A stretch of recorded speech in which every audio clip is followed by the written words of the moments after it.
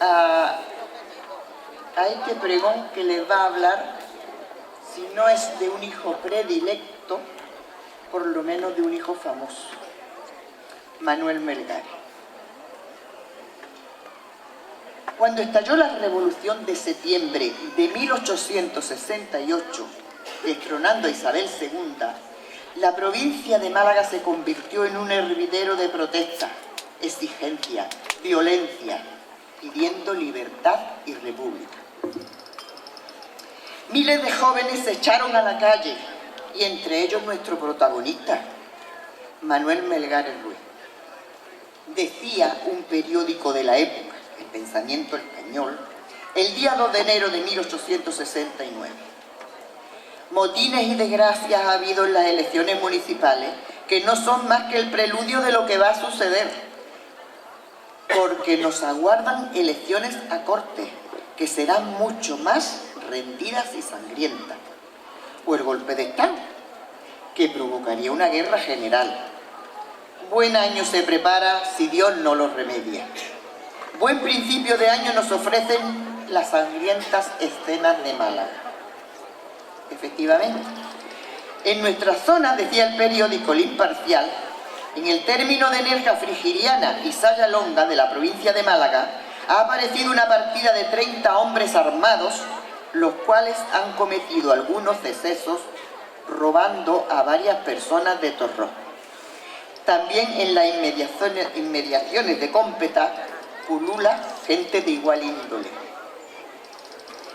Registrado civilmente y bautizado en Algarrobo, aunque le dieran a luz en un cortijo de Lagos el día 3 de abril de 1837, era el mayor de los hijos de Manuel Melgares Hidalgo y Ana Ruiz Recio, matrimonio muy acomodado por las numerosas fincas que durante el mismo habían acumulado, tanto en el municipio de Vélez como en el de Torró. Se trasladaron a vivir a Vélez, Málaga, a principios de los 50, y allí sus hijos tuvieron la ocasión de acceder a una enseñanza suficiente para convertirse en auténticos caballeros, y sus hijas al conocimiento de las letras y la música. El 10 de diciembre de 1858, cuando contaba con 21 años, Manuel contrajo matrimonio con Josefa Ramos Ruiz, de 18, del cual le nacieron entre 1859 y 1869 al menos 7 hijos, aunque pocos le sobrevivieron. Durante mi niñez, al igual que la mayoría de ustedes, oí contar toda clase de aventuras de Manuel Melgares. Junto a la chimenea en invierno o en las frescas reuniones de las puertas en verano. Nos parecían aventuras fantásticas. A veces, en medio de algún relato, doña Lola Telles Macías, que a la sazón contaba con cerca de 90 años, interrumpía la conversación desde su butaca trasera y decía: «Estáis equivocados. Mi padre conoció a Manuel Melgares y era todo un caballero». Aunque yo era una niña, me daba cuenta de que la palabra caballero no casaba con la de bandolero. Y aquella duda me quedó en el aire durante mucho tiempo. En las elecciones de 1869, Francisco Romero Roblero, primero unionista y luego conservador, había sido elegido diputado a Cortes.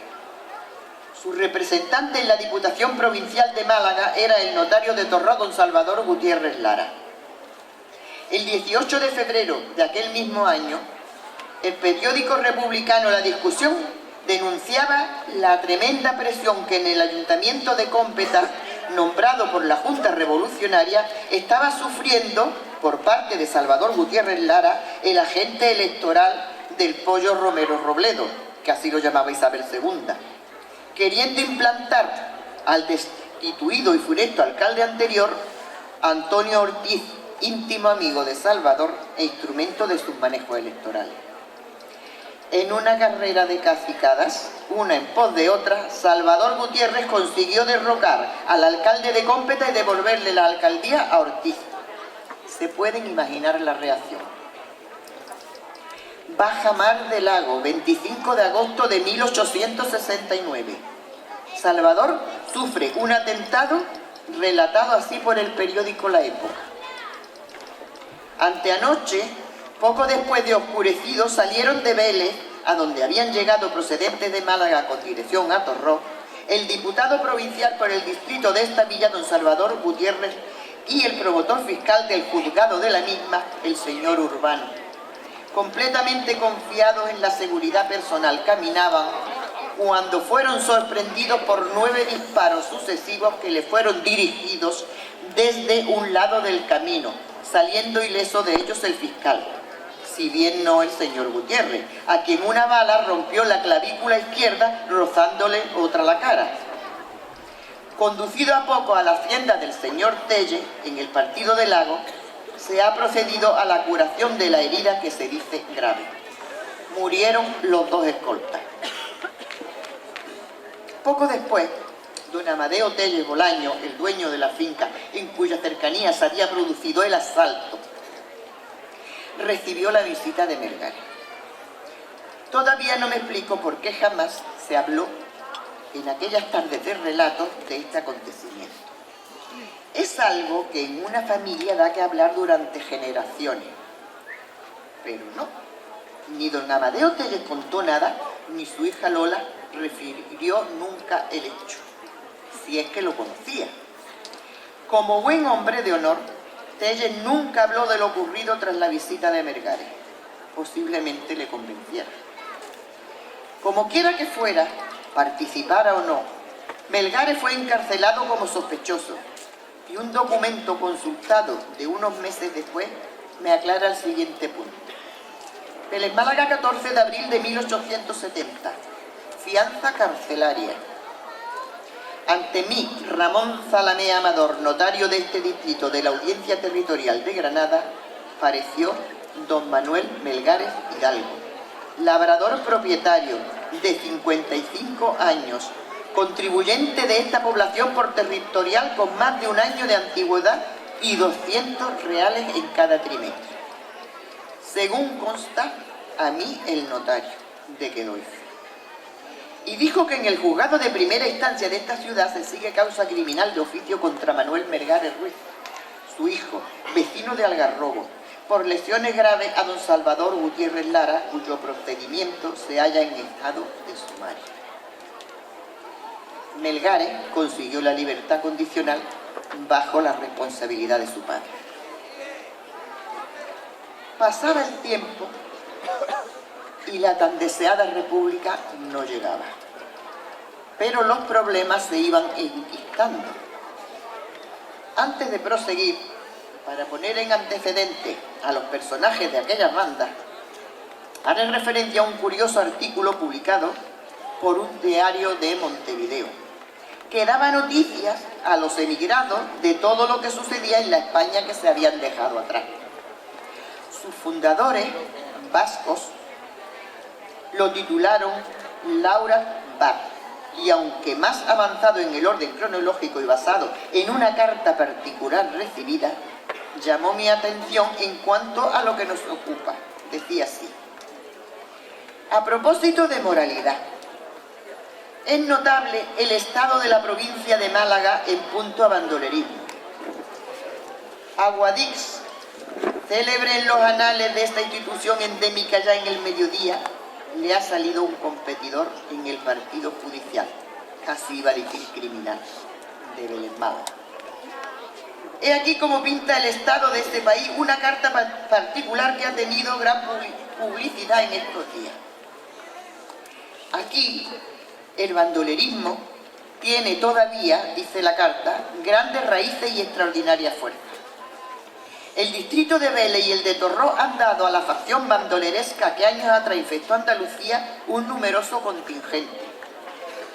El pueblo de Algarrobo, inmediato a Vélez Málaga, del que solo dista 2 o 3 leguas, es cuna de varios de los caudillos del bandidaje, que se mencionan entre los más audaces, porfiados y resueltos. A esto debe su fama de sede del bandolerismo. Es un pueblo de 1000 habitantes, honrados, laboriosos en su inmensa mayoría, que tiene la desgracia de ser patria de aquellos héroes y de albergar a su familia, a sus cómplices y a sus patronos. Los bandoleros más conocidos que, según de público se refiere, habitan por estos contornos, forman dos núcleos. El uno está capitaneado por Diego Cívico, le acompaña un hermano o pariente suyo del mismo apellido. El otro lo acaudilla el famoso Melgares, a quien siguen el Visco del Borges y un bandido misterioso llamado Don José, del cual refieren los campesinos que tiene una gran barba rubia y que sus compañeros le dispensan muestras de extraordinaria deferencia y gran respeto. Aparte de poner a Algarrobo como cabeza visible de aquellos caudillos del bandidaje, me proporcionó el artículo otra sorpresa. Un bandido rubio llamado Don José. Está claro que no. Alguien más hubiera hablado de él, pero al particular comunicante le constaba que lo habían visto hablando y negociando varias veces con ellos, y lo confundirían con otro más.